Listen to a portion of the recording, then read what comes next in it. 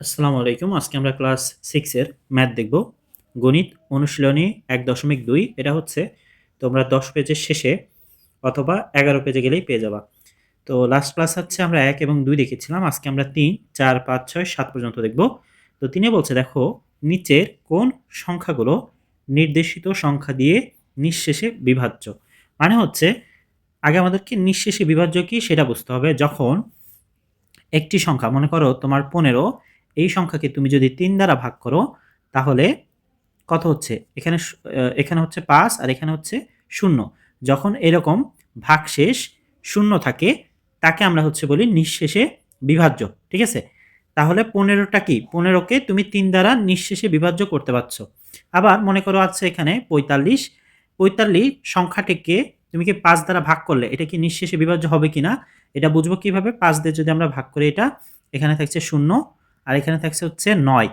যেহেতু এখানে ০ হচ্ছে ভাগশেষ, তো এই ভাগশেষ ০ থাকার কারণে আমরা বুঝতেছি কি এটা হচ্ছে নিঃশেষে বিভাজ্য। এখন এখানে দেখো ৪টা আছে ক, খ, গ, ঘ। তো সরাসরি আমরা অঙ্কে চলে যাব। দেখো এখানে বলছে যে ৩ দিয়ে এই ৩টা যে এখানে সংখ্যা আছে এই সংখ্যাকে কি ৩ দিয়ে আমরা ভাগ করতে পারবো কিনা?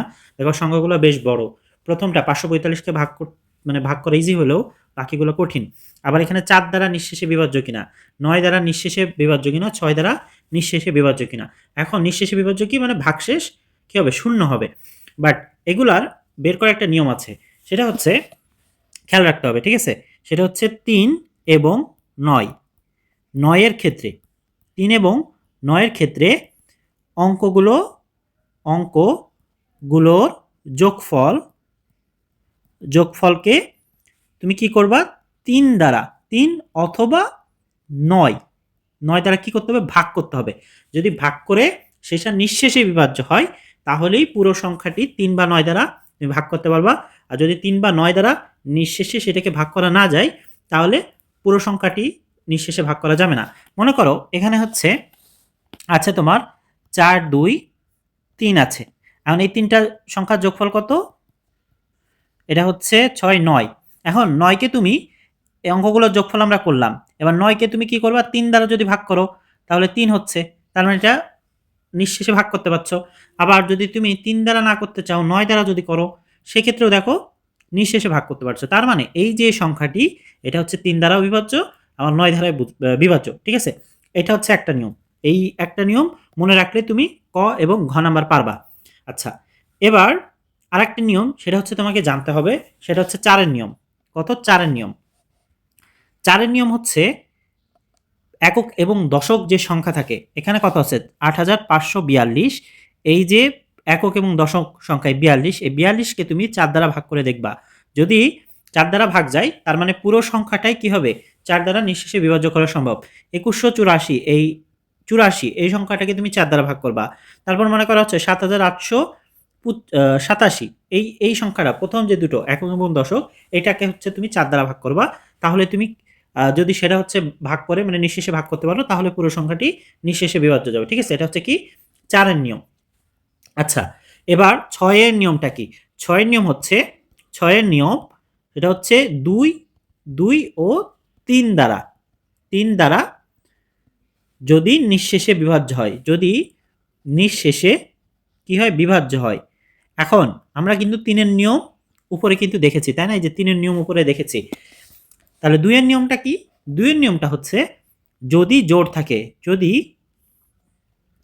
সংখ্যা যদি একক অঙ্কটি জোড় হয়, একক অঙ্কটি জোড় হয় তাহলে কি হবে? তাহলেই ২ দ্বারা ভাগ করা সম্ভব।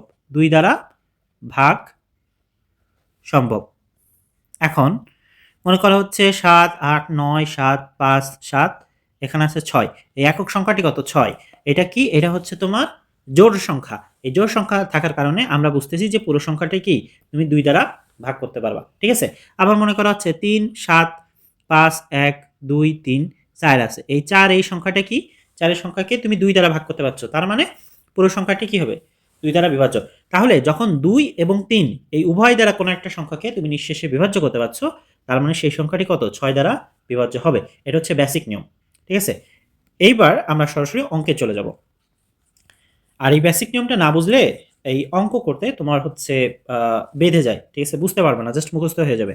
আচ্ছা, প্রথম যে ম্যাথটি এখানে বলছে দেখো 3 দিয়ে বিভাজ্য কি না, তো আমরা এখানে কি লিখবো, এখানে হচ্ছে আমরা ক লিখলাম, ঠিক আছে। তাহলে হচ্ছে এখানে আমরা লিখবো যে 545 এর জন্য, আর এখানে হচ্ছে আমরা লিখবো 6774 এর জন্য, আচ্ছা, আর এখানে লিখবো হচ্ছে 8535 এর জন্য, ঠিক আছে। যেহেতু 3টা আছে একটাই, তাই আমরা 3টা এভাবে লিখে ফেললাম। এবার এখানে অঙ্কগুলোর যোগফল করতে হবে আমাদেরকে, অঙ্কগুলোর যোগফল। তাহলে কত কত হচ্ছে এখানে 5 4 5, তাহলে এই 3টা যদি আমরা যোগ করি, যোগ করলে আমরা কত পাচ্ছি, 14 পাচ্ছি, ঠিক আছে। এবার এই 14কে তুমি কি হচ্ছে 3 দ্বারা ভাগ করতে পারবা কিনা, পারবা না। সম্ভব কি 14কে কি তুমি 3 দ্বারা ভাগ করতে পারবা, পারবা না। তাহলে 14কে 3 দ্বারা নিঃশেষে বিভাজ্য হবে না, নিঃশেষে বিভাজ্য হবে না। যেহেতু 14কে তুমি 3 দ্বারা করতে পারছো না, তার মানে 545 কি হবে না, এটা 3 দ্বারা ভাগ করা সম্ভব না, ঠিক আছে, নিঃশেষে বিভাজ্য হবে না। তাই অতএব এভাবে দিতে পারো, তাই অথবা অতএব দিলা, অতএব 545 সংখ্যাটি 3 দ্বারা নিঃশেষে বিভাজ্য নয়, নিঃশেষে বিভাজ্য নয়, ঠিক আছে, বিভাজ্য নয়। আই হোপ বুঝতে পারছো। এই একই নিয়মে তোমাকে হচ্ছে এই পরেরটা করতে হবে। তাহলে আমরা একই নিয়মে করব কি, অঙ্কগুলোর যোগফল, কত হবে এখানে 6 + 7 + 7 + 4, তাহলে হচ্ছে কত হচ্ছে 24, তাই না। এখানে আমরা কত পাচ্ছি, এখানে পাচ্ছি হচ্ছে 24, এই যে 24 সংখ্যাটি 24 কিন্তু তুমি যদি ভাগ দাও তাহলে 3 দ্বারা ভাগ করলে কত হচ্ছে, এখানে 3 দ্বারা ভাগ করলে এখানে পাচ্ছে হচ্ছে 8 দ্বারা বিভাজ্য। 24 সংখ্যাটি কি 3 দ্বারা বিভাজ্য, ঠিক আছে, বিভাজ্য, এই যে 3 দ্বারা বিভাজ্য। অতএব 24 সংখ্যাটি কত, 3 দ্বারা বিভাজ্য। অতএব 6774 সংখ্যাটি 3 দ্বারা নিঃশেষে বিভাজ্য, ঠিক আছে, 3 দ্বারা নিঃশেষে বিভাজ্য। দেখো মেইন যে অঙ্কটা সেটা হচ্ছে প্রথমত অঙ্কগুলোর তোমার কি করতে হবে, অঙ্কগুলোর যোগফল করতে হবে, এটা হচ্ছে মেইন পার্ট।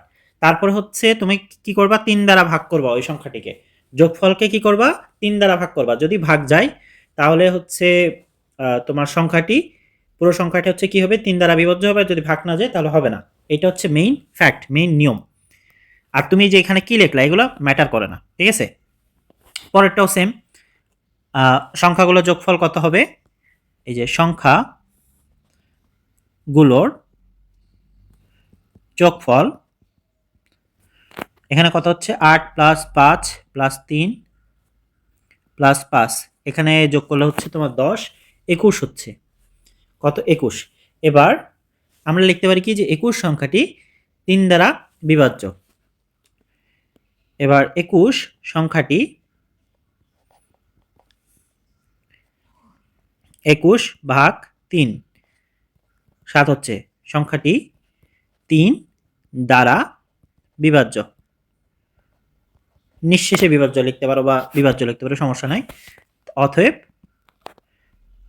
35 সংখ্যাটি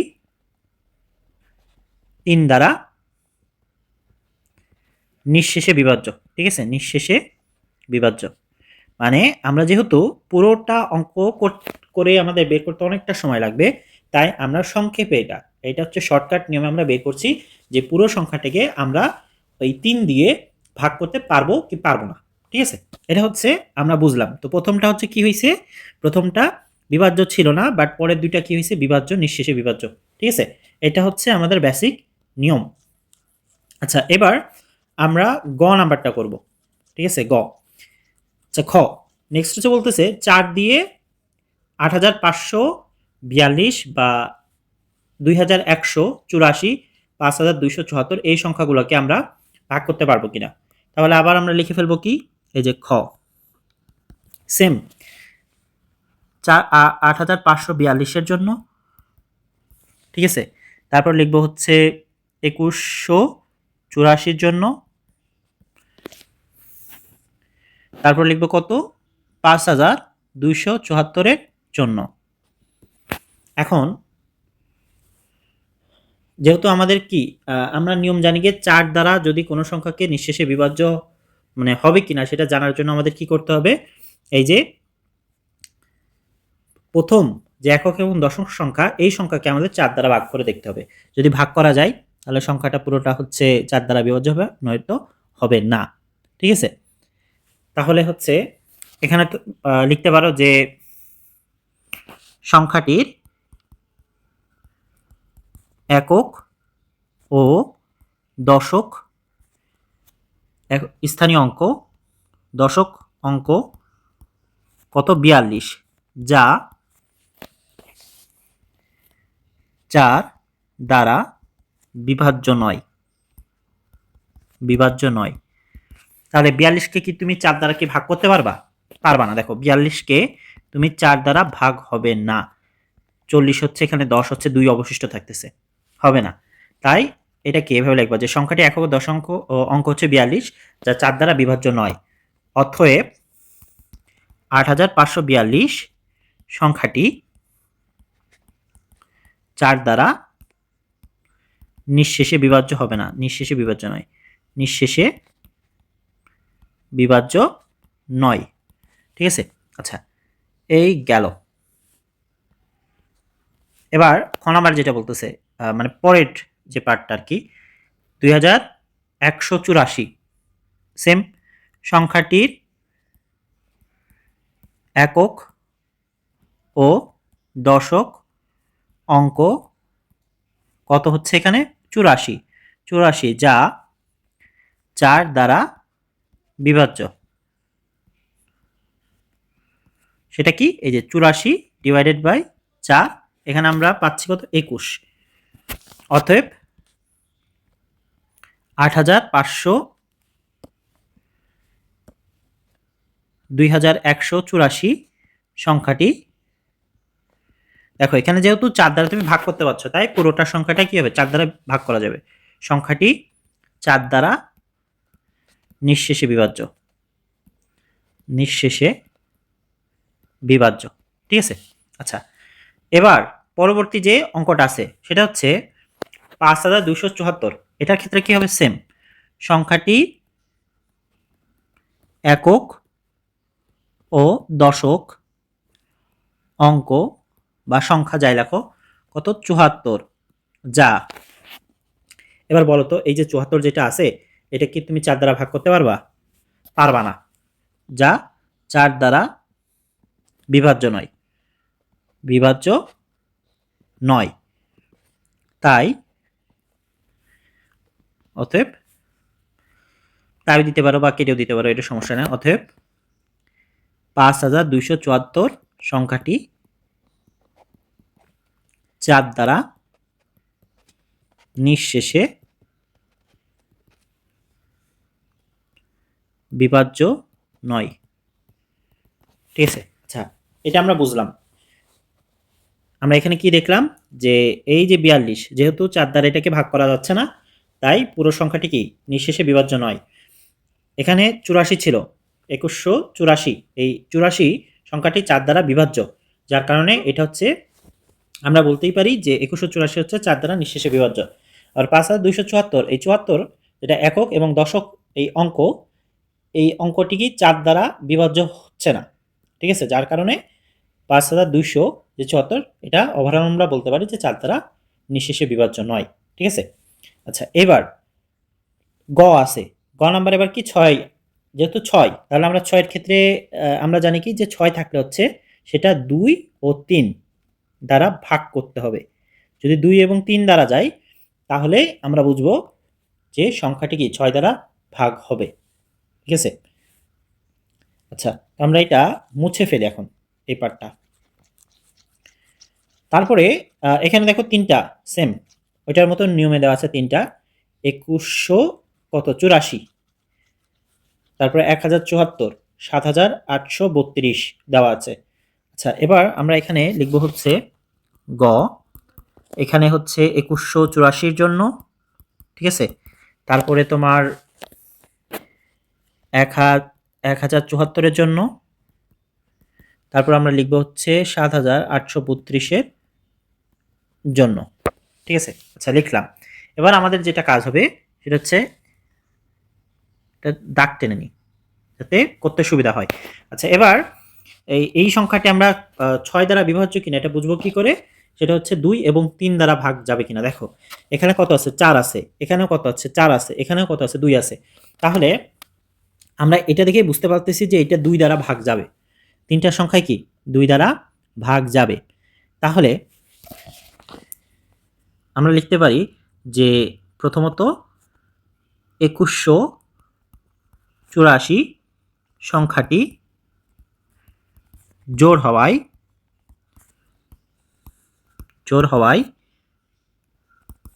তা 2 দ্বারা ভাগ যাবে, 2 দ্বারা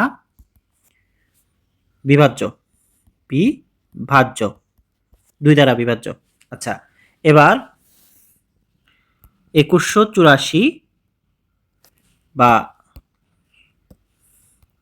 সংখ্যাটির অঙ্কের যোগফল কত? অঙ্কের যোগফল হচ্ছে তোমার 2 + 1 + 8 + 4, এই 3টা যদি আমরা যোগ করলে পাবো হচ্ছে 15, যা 3 দ্বারা বিভাজ্য। কিভাবে? এই যে 15কে 3 দ্বারা ভাগ করলে এখানে পাচ্ছ কত? 5। অতএব সংখ্যাটি 6 দ্বারা নিঃশেষে বিভাজ্য, সংখ্যাটি 6 দ্বারা কি বিভাজ্য। বুঝতে পারছো তো? দেখো প্রথমে আমরা কি করছি, প্রথমে হচ্ছে আমরা 2 দ্বারা বিভাজ্য কিনা সেটা দেখছি, তারপরে দেখলাম কি 3, ওই কর মতো যে নিয়মটা মানে কতে আমরা যেটা করছি ওই রকম সেম, যে 3 দ্বারা বিভাজ্য কিনা এটা আমরা চেক করে দেখছি। যখন দেখছি যে 2 এবং 3 দ্বারা যাচ্ছে তার মানে আমরা বুঝলাম কি যে সংখ্যাটি 6 দ্বারা বিভাজ্য হবে। পরেরটাও সেম। আচ্ছা, এখানে আরো এক্সট্রা অনেক কিছু লিখতে পারে, যেমন 6 দ্বারা বিভাজ্য কিনা এটা বুঝতে হলে আমাদেরকে 2 এবং 3 দ্বারা বিভাজ্য কিনা তা নির্ণয় করতে হবে। এরকম এক্সট্রা অনেকে লিখতে পারে, ঠিক আছে। তো তুমি চাইলে এটা এক্সট্রা লিখতে পারো, আবার এইভাবে সরাসরি করে দিলেও দিতে পারো, প্রবলেম নাই। জাস্ট এটা চেক মানে টিচার সে হচ্ছে তোমার এটা চেক করবে যে তুমি 2 আর 3 দিয়ে ভাগ যাচ্ছে কিনা এটা চেক করতেছো কিনা, ঠিক আছে। আচ্ছা, এবার 1074 এর ক্ষেত্রে ওই সেম, সংখ্যাটি জোড় হওয়ায় তা 2 দ্বারা বিভাজ্য। তারপর হচ্ছে সংখ্যাটির অঙ্কগুলোর যোগফল কত? যোগফল এখানে হচ্ছে 1 + 0 + 7 + 4, যেটা হচ্ছে কত তোমার 8 12 হচ্ছে, ঠিক আছে। এখানে কত পাচ্ছি আমরা? এখানে পাচ্ছি হচ্ছে 12, যা 3 দ্বারা বিভাজ্য। এই যে 12/3, এখানে আমরা কত পাচ্ছি? 4। অতএব সংখ্যাটি 6 দ্বারা বিভাজ্য, ঠিক আছে। এখানে আমরা দেখলাম কি, এখানে দেখলাম হচ্ছে প্রথমত 2 দ্বারা বিভাজ্য হবে কিনা এটা আমরা দেখলাম, যেহেতু সংখ্যাটি জোড় তাই 2 দ্বারা বিভাজ্য। তারপর আমরা সংখ্যার অঙ্কগুলো যোগফল করলাম, করে 12 পাইছি, এটা আবার 3 দ্বারা বিভাজ্য হচ্ছে, তাহলে যেহেতু উপরে 2 দ্বারা বিভাজ্য হচ্ছে, আবার এখানে 3 দ্বারা বিভাজ্য হচ্ছে, তার মানে সংখ্যাটি কি হবে? 6 দ্বারা বিভাজ্য যাবে। এটা একটা নিয়ম। তো তোমাকে অবশ্যই এটা কি করতে হবে? মেমোরাইজ করতে হবে নিয়মটা। অঙ্কটা করার দরকার নাই। আচ্ছা, সেম সংখ্যাটি জোড় হওয়ায় 3 দ্বারা বিভাজ্য। ঠিক আছে, 3 দ্বারা বিভাজ্য। 3 হবে না, এটা হবে কত? 2 দ্বারা বিভাজ্য। এবার 3-এর নিয়ম দেখতে হবে। 3-এর নিয়ম দেখার জন্য আমার কি করতে হবে? সংখ্যাটির অঙ্কগুলোর যোগফল। অঙ্কের যে যোগফলগুলো আছে সেটা হচ্ছে 7 + 8 + 3 + 2। এবার এগুলো যদি আমরা যোগ করি, আমরা পাচ্ছি হচ্ছে কত? 20 সমান সমান 20, যা 3 দ্বারা বিভাজ্য নয়।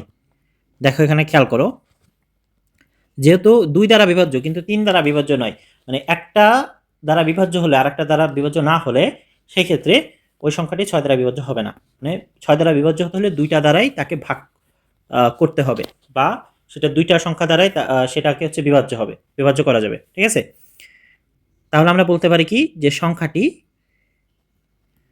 6 দ্বারা বিভাজ্য নয়। ঠিক আছে, দেখো এখানে চেক করলাম কি 2 দ্বারা বিভাজ্য কিনা, যেহেতু জোড় তাই 2 দ্বারা বিভাজ্য। তারপর যোগফল যেটা সেটা বের করলাম অঙ্কগুলার। তারপর অঙ্কগুলো তো বুঝতে পারো তাই না? অঙ্ক মানে হচ্ছে প্রতিটা, এখানে যে প্রতিটা সংখ্যা আছে, প্রতিটা যে সংখ্যা এটাকে বা প্রতিটা অঙ্ক এটাকে হচ্ছে আলাদা আলাদা। যেমন এখানে কয়টা অঙ্ক আছে? 4টা। এখানে কয়টা আছে? 4টা। এখানে আছে 3টা। এই অঙ্কগুলোর যোগফল আমাদের বের করতে হচ্ছে। কেন বের করতে হচ্ছে? দেখার জন্য যে সংখ্যাটি ওই সংখ্যা দ্বারা নিঃশেষে বিভাজ্য যাবে কিনা। ঠিক আছে, আচ্ছা, আই হোপ গ নাম্বারটা বুঝতে পেরেছো। এইবার আমরা দেখব ঘ নাম্বারটা, যেখানে বলছে কি 9 দিয়ে এই সংখ্যাগুলোকে আমরা নিঃশেষে ভাগ করতে পারবো কিনা। ঠিক আছে, অর্থাৎ নিঃশেষে বিভাজ্য কিনা। তো এখানে আমরা ঘ লিখে ফেললাম, এবং 5075 জন্য এখানে লিখব হচ্ছে 1737-এর জন্য, আর এখানে লিখব কত? 2193 জন্য। তো আমরা প্রথমেই কিন্তু দেখেছি যে 3 এবং এই 9 এটা নিয়ম একই। সেটা হচ্ছে এই অঙ্কগুলো যোগফল করে তারপর হচ্ছে 3 অথবা 9 দিয়ে আমরা ভাগ করে দেখব, যদি ভাগ যায় তাহলে পুরো সংখ্যাটি নিঃশেষে বিভাজ্য, যদি ভাগ না যায় তাহলে বিভাজ্য নয়। তাহলে আমরা এখানে লিখব যে সংখ্যাটির অঙ্কগুলোর যোগফল কত? এখানে 5 0 7 5 যোগ করলে আমরা এখানে পাবো হচ্ছে 17। কত? 17 পাচ্ছি। এই 17 যে সংখ্যাটি পেলাম এটা হচ্ছে যা 9 দ্বারা কি হবে? 9 দ্বারা বিভাজ্য নয়। ঠিক আছে, 9 দ্বারা বিভাজ্য নয়। অতএব 5075 সংখ্যাটি 9 দ্বারা বিভাজ্য নয়। ঠিক আছে, আচ্ছা, এই গেল। এবার আবার আমরা ওইভাবে লিখব যে সংখ্যাটির অঙ্কগুলোর যোগফল। অঙ্কগুলো কি? 1 + 7 + 3 + 7। আমরা পাচ্ছি এখানে কত? 18, যা 9 দ্বারা বিভাজ্য। কিভাবে? এই যে 18-কে 9 দ্বারা তুমি যদি ভাগ করো তাহলে পাবা কত? 2। যেহেতু 18 হচ্ছে 9 দ্বারা বিভাজ্য, তাই আমরা লিখতে পারি অতএব 1737 সংখ্যাটি 9 দ্বারা বিভাজ্য। ঠিক আছে, আচ্ছা, এইবার দেখো সংখ্যাটির অঙ্কগুলোর যোগফল 2 + 1 + 9 + 3 সবগুলো যদি আমরা যোগ করি তাহলে পাচ্ছি এখানে তোমার 15। ঠিক আছে, তো 15 যেটা আমরা পাচ্ছি এখানে, এটা কি 9 দ্বারা ভাগ করা যাবে? যা 9 দ্বারা বিভাজ্য নয়, বিভাজ্য নয়। তাহলে আমরা লিখতে পারি কি, অতএব 2193 সংখ্যাটি 9 দ্বারা বিভাজ্য নয়। ঠিক আছে, মোটামুটি তোমরা 3 নিয়ে যে সমস্যাগুলো থাকার কথা সেগুলো হয়তো সলভ হয়ে গেছে। আগামী ক্লাসে আমরা 4, 5, 6, 7 দেখবো ইনশাল্লাহ। আনটিল দেন সবাই ভালো থেকো। আসসালামু আলাইকুম।